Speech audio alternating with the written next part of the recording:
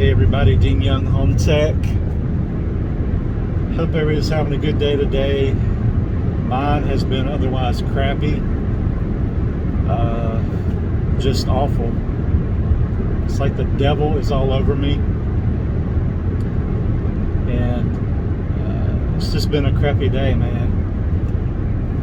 One thing after another. 2 inspections today, and adding that on top, one a 1924 home, and then another one with a lot of issues, and it's just been awful. And then this morning I was dealing with a closing coordinator, which I only sent one email in reference to something, and she gave me like a sarcastic, smart email reply, and I replied back that that's the only email that I'd sent her, and I'll explain the situation in a minute. But we have it set up where we have automatic generated emails, and they go out whenever they go out. And usually if someone hasn't paid, it's been 10 days or so, it will automatically generate an email and send it out. It's going to have my picture and my name and whatever, like I'm the person that sent the email. Just a professional look. Not that I went in there and directly say I'm going to send them this email for money, whatever, multiple times. It just generates it. So I don't know what happened with that, but I've done videos on this and I've explained this 1,000 times, and there's really no need for anybody to get an attitude or come across sarcastic through an email for something that I did not do. Maybe you assumed that I did not do. So for several years, and I've done multiple videos about this, and I've even posted stuff about this, that on our pre-inspection agreement, which is required to be signed before the inspection takes place, that is part of the standards of practice of the North Carolina Licensing Board. We have to have a signed agreement before we are allowed to perform the inspection. We are to get payment before the inspection or at the time of inspection. If somebody wants to pay at closing, they need to let us know before or at the time that the inspection has been scheduled. At the top of our pre-inspection agreement, it clearly states, because it's at the very top, it's highlighted, it says there is a $75 surcharge for payments at closing. Simple, right at the very top where they see it before they read further. Clear as day.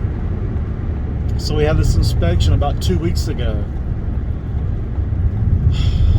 So last night I'm going through stuff and I seen it, and I was like,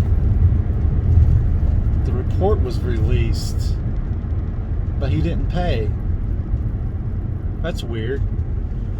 So I sent it to Vanessa and just showed her the screenshot. She said, I'll reach out to this person in the morning, the client coordinator, or the closing coordinator, and ask about it. Because when people say they want to pay at closing, they usually tell us, hey, we're going to pay this at closing, or they ask, hey, can they pay at closing? And then we'll add the $75 surcharge. But for some reason we were not told, so the charge was not added. And Vanessa mentioned to the closing coordinator that we're going to have to add the $75 surcharge. We didn't know it was going to be paid at closing. So some stuff happened with there. And then I got the smart, sarcastic email, which was uncalled for. And the reason that we charge $75 surcharge is, over the years, we have had multiple closings that did not close on time. And what I mean is, say one closing didn't close after multiple times. So they say we're going to close May the 12th.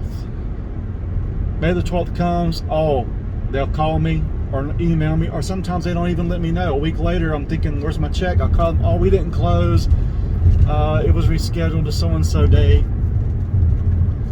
So then on that date, I will say, hey, did y'all close?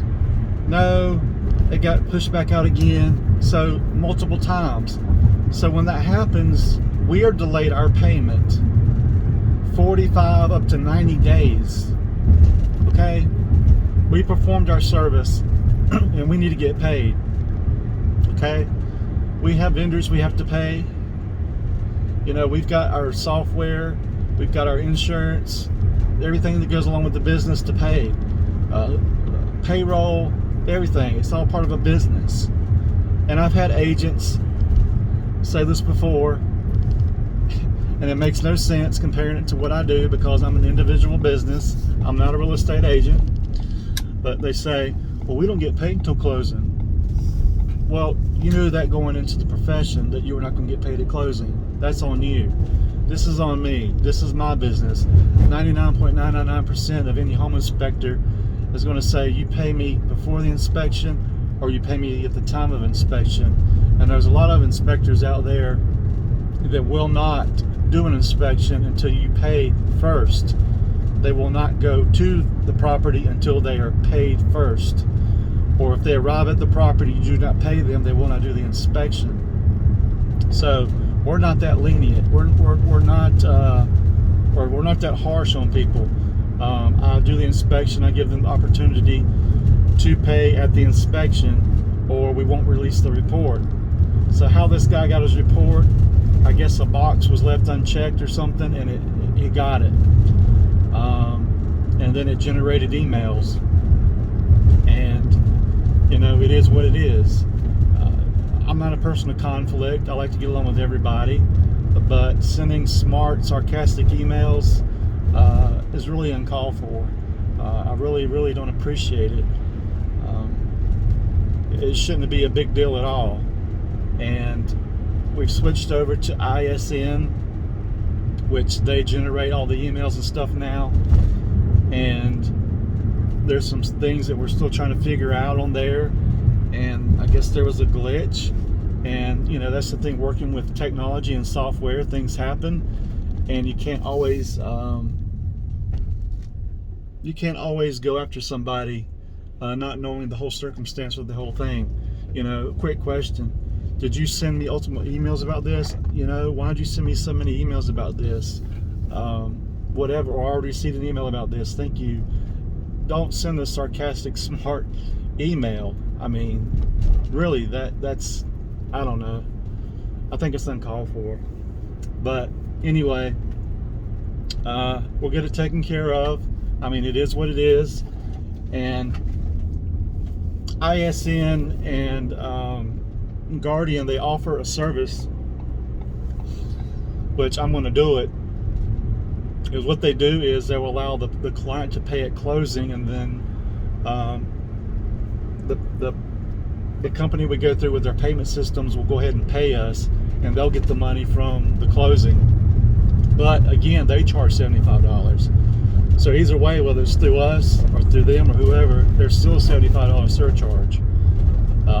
This is just another option for clients to pay at closing, but not have to worry about us requesting payment. We'll already be paid through our financial company. So our bank that processes our payments and so forth will go ahead and front the money for the inspection, and then the client has to fill out some forms stating the date and time of closing attorney, all that good stuff, and then they also acknowledge the $75 charge to incorporate. So either way, whoop-de-doo, if somebody else doesn't charge you to pay at closing, that's on them. I'm glad you're happy with them. It is what it is. It's the way I run my business. You know, I'm waiting for my money, and I perform my service, and I've got people to pay. I've got bills to pay. You know, everybody's got bills, everybody's got liabilities that need to be paid, and when you do the work, you need to get paid. It's no different. So you get paid every week, or you get paid bi-weekly, or you get paid every month by your employer, and then time for your paycheck, and they're like, no, we're going to delay your payment another week. No, you're going to flip out, aren't you? Because, hey man, I've done all this work and I got this due and that due and that due and that due. That's fair, right? It's unfair. You've done your work and now you're not getting paid, or your payment's delayed. They're not paying you. So it's all about the same analogy. They're all the same concept. This is not a bitch. This is not a gripe. This is just making people aware of things, and educating people and making them see what goes on. There's a lot of things that go on. We deal with a lot of people, a lot of vendors, a lot of closing coordinators, a lot of agents. It's just revolving. And, you know, we have vendors we have to pay, and, you know, for our water and our air quality and for termite, and, you know, we have to pay them people. And it comes out of the money that the client pays us. And, you know, so the termite guys asking for their money, and the water people are wanting their money, and you know, we go ahead and have to pay those people, and then we're still sitting here with the bill, you know, for the termite guy. We pay the termite guy $90. Some cases it's more than that, depending on the property. So, you know, we pay them, and then we're waiting 45 to 90 days to get our money back. It's just a vicious cycle sometimes. That was one of the reasons that I got out of contracting, was the payments. Everybody wanted to pay at closing, pay at closing, pay at closing, pay at closing. And then they would delay stuff. And then you get some really just awful buyers to deal with, and they hold your money in escrow, and they won't sign off for you to get your check, and you got to wait and wait and wait, and it's just a whole thing. And then when there's a repair, like there's more damage than you thought once you get into the job or whatever, they're not going to cover it, and it comes out of your pocket, you're losing money. That's the whole thing about the contracting part, and people putting money in escrow, and you get paid then when they sign off on it to release your check. That was awful. That was just so awful. I hated dealing with that. But anyway, I'm here. I got to get in here and get these tabbed out. I got one client today has just been pushing me for the report. So going to get in here and get it done, guys. 336-989-8185. 336-989-8185. HomeCheckandSee.com. Just send me some prayers, man. Vanessa and me both. She texted me a little bit ago and said that they had to take Carmen to the hospital, and I haven't heard from her since. It's been over an hour ago, so I don't know. So prayers, everybody. Dean Young, peace.